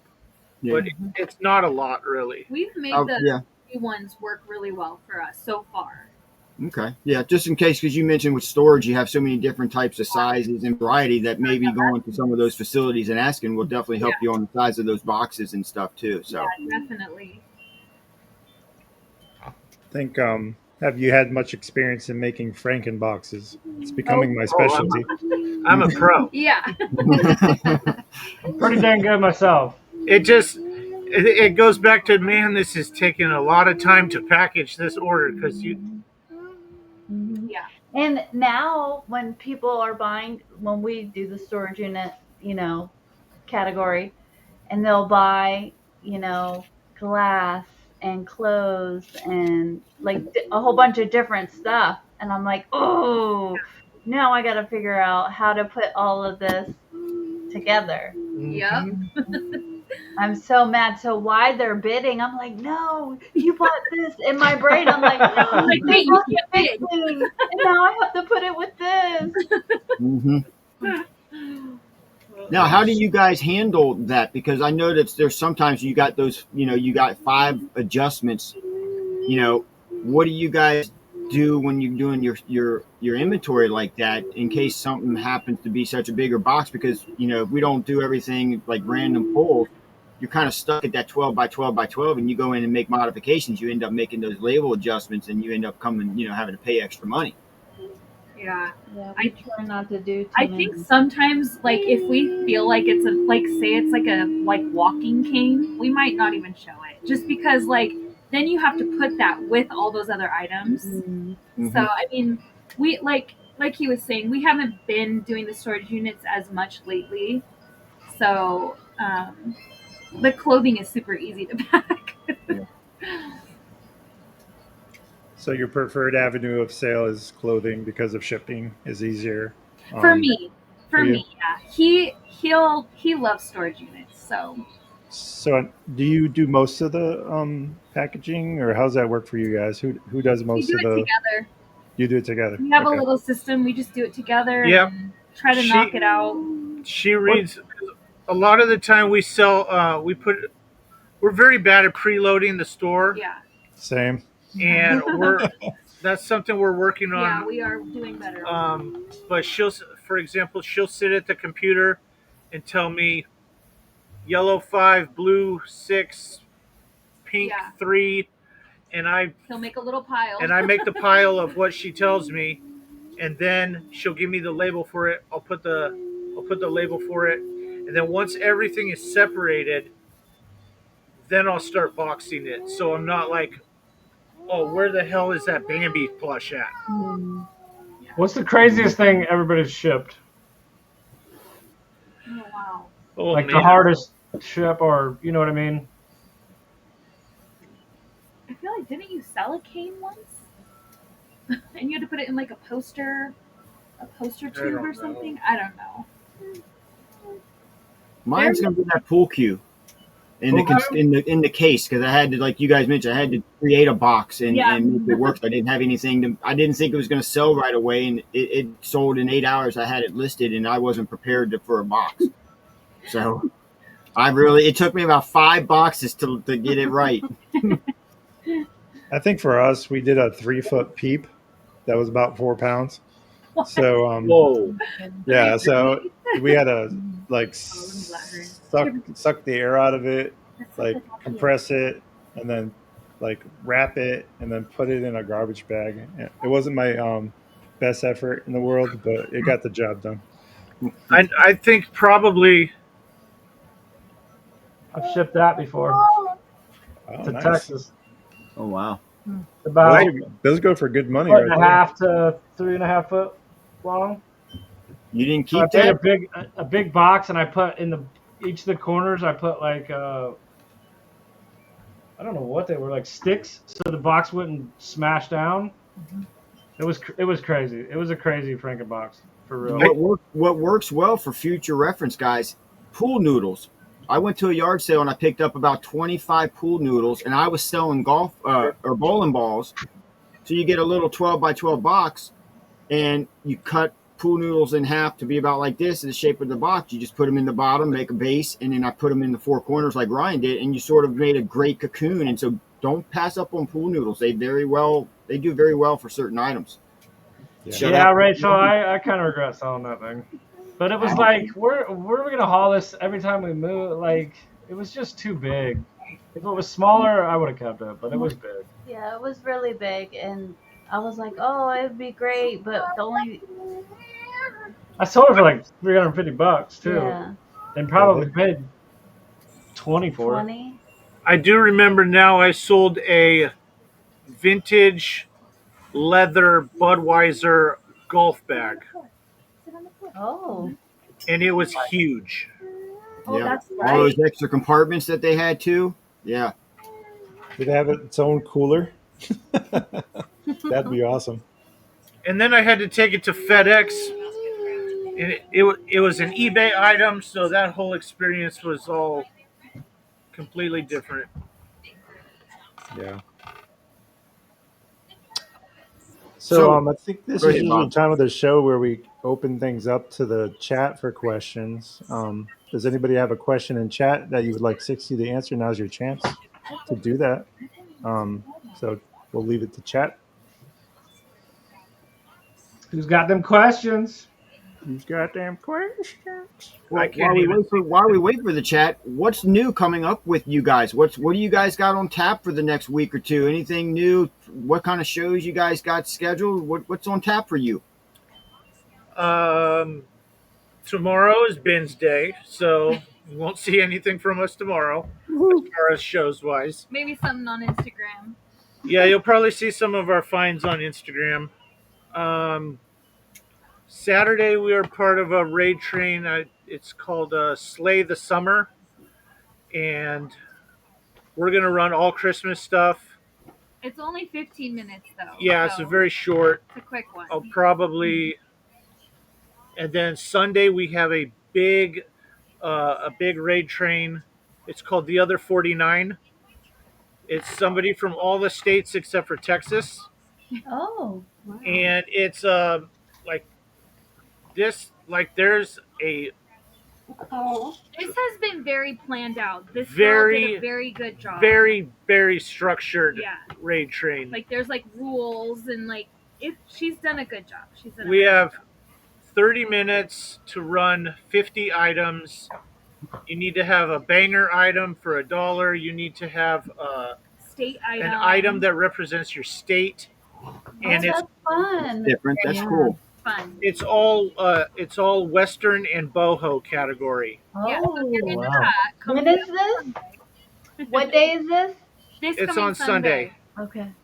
So so far, it's our first time ever being on this raid train, and so far we were told that we have more pre-bids than anybody else. Nice. Awesome. We have over go. a million. That's a little bit.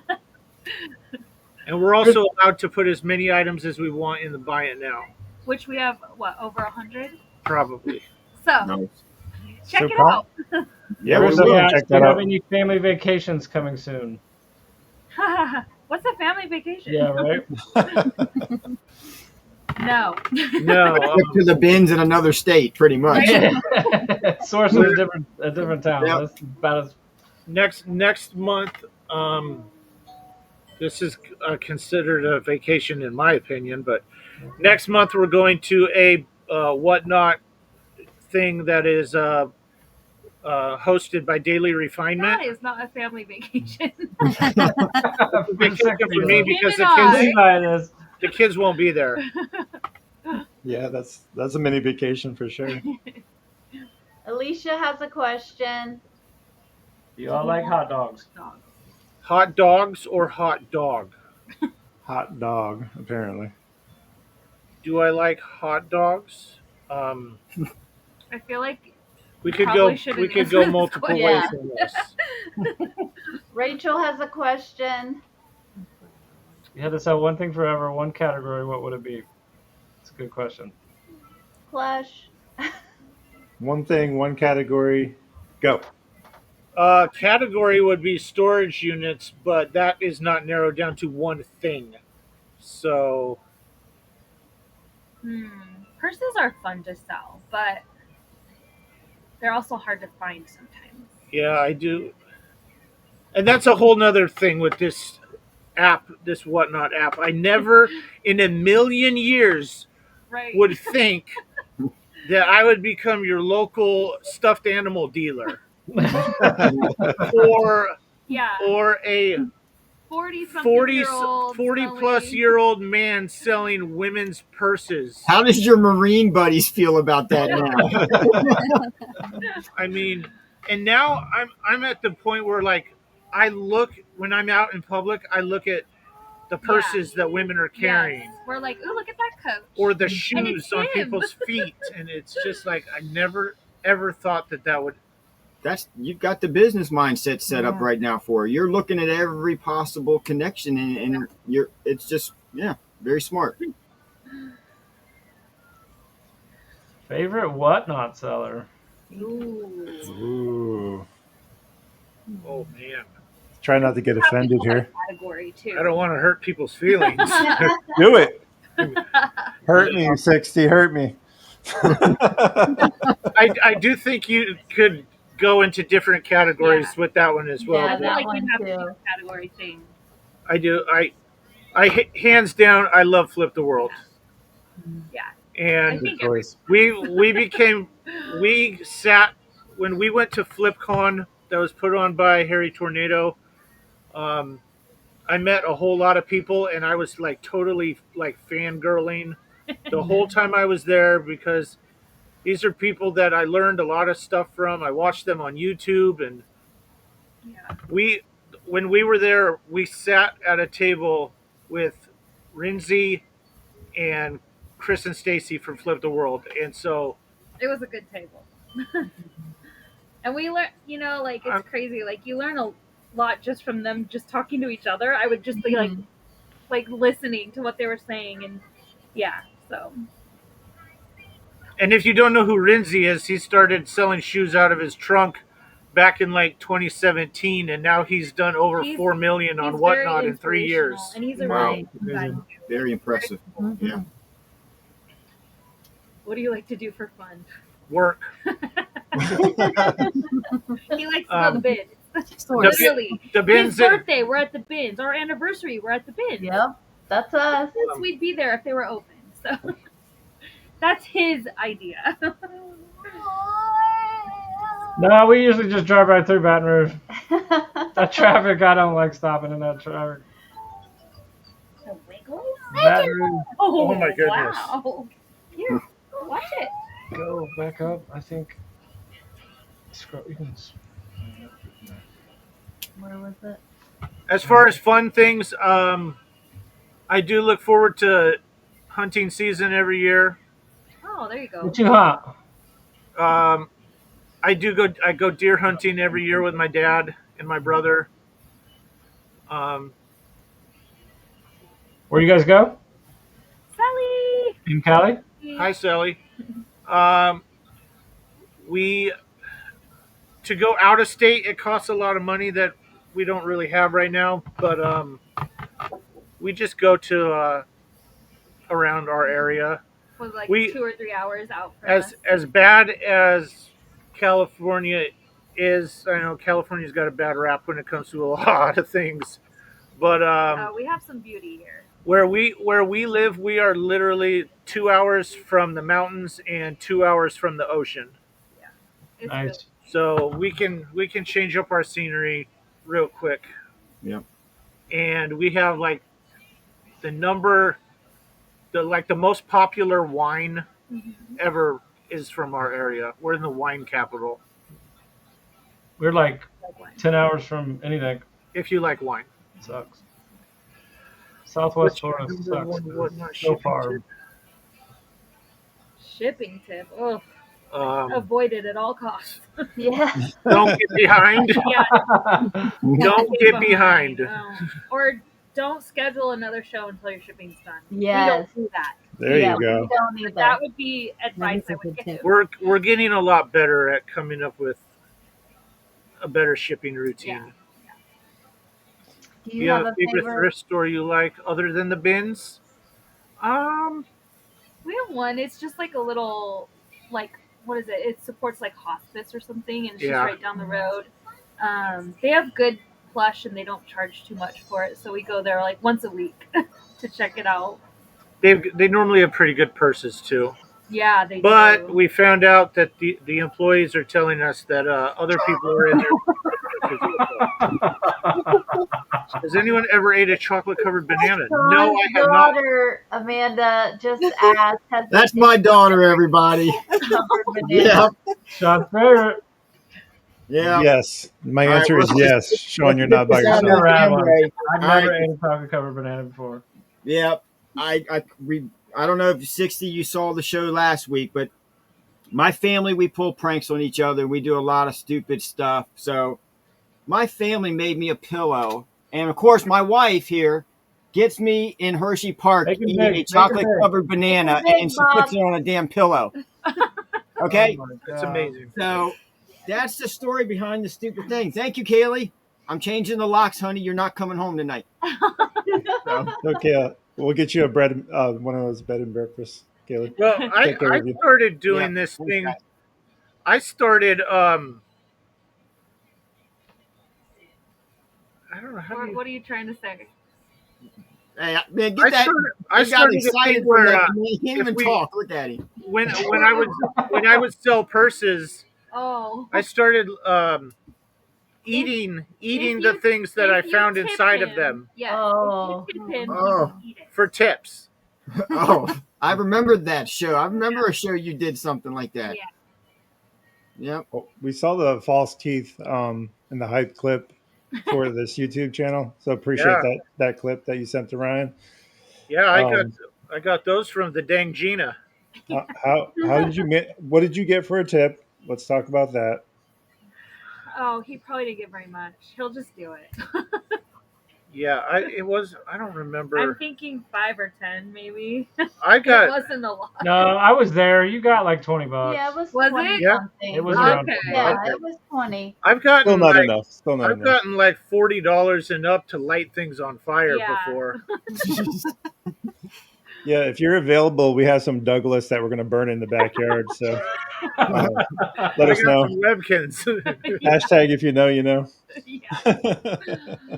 That's awesome. Have you had any of your friends join Whatnot and start selling? Not a friend, but I did influence someone at the bins, and she started selling. And she's like, we see her, and she said she's doing pretty good. Awesome. I don't know. Have we had anyone else? No. Mm-mm. Hi. Bob. What camera is Bob using? I answered that one in chat. Oh, okay. This is just a laptop webcam, but the lighting is. Could have been. Yeah, I look like my face is sunburned really bad. Back one listing. It's just our web. Yeah, a little bit. It does. Yeah. Favorite snack on I just have a bad computer. Favorite snack while listing? Ooh, we don't listen. Ooh. I don't list. I'm past that. I'm like, I got the item. I'm going to sell it for whatever I can get and turn and burn and get something else. Wholesale. No Wholesale. storage. No storing anything. Love it. Mhm. But anyways, what's your favorite snack? Since we're on the subject, Yeah. Ooh. I got a million of them. I know, me Man. too.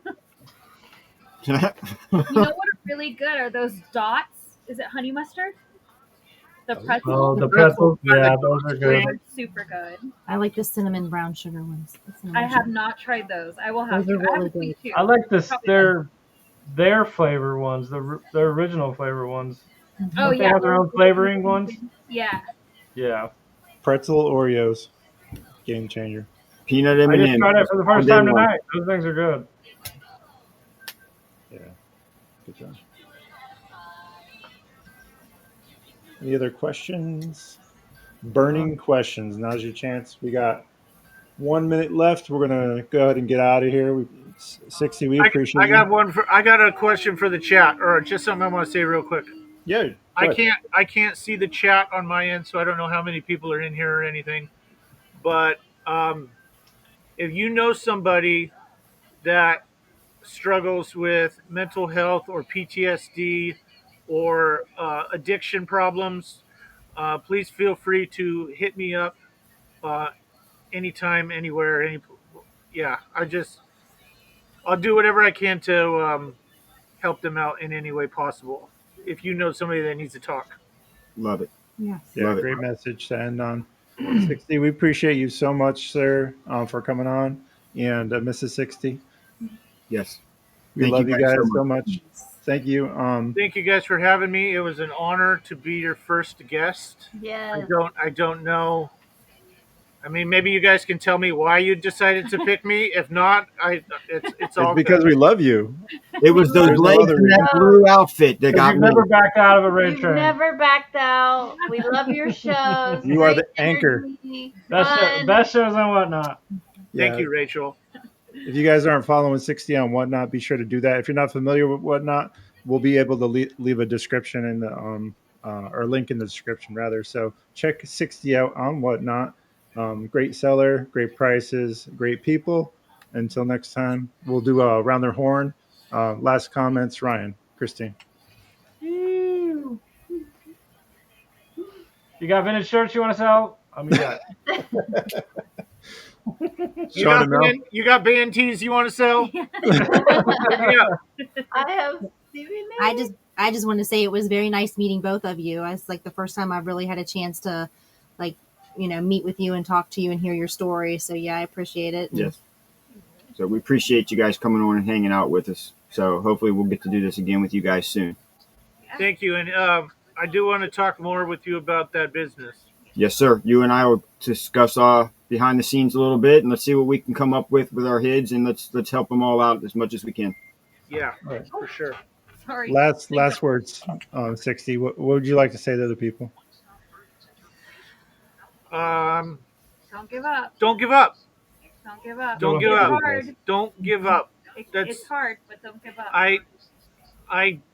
We had a rough start. I'll tell you that. So. We very much wanted to quit Whatnot right after starting it because it was just so hard. But I'm not just in general. Don't give up. Great advice, 60. Do what you love. Great advice. And don't give up because Yep. I'll get into deeper parts of my story at a later date, but I have been at the absolute bottom of the bottom, and I'm in an amazing place right now, and it's all because I didn't give up. Yep. You have a great message, and you could help out a lot of people. I truly believe that. Thank you, Sally. Love you. All right. We appreciate you, 60. Remember, if you can't be good at it. Until next time, we'll see you on We Don't Give a Flip. Everybody, have a great night.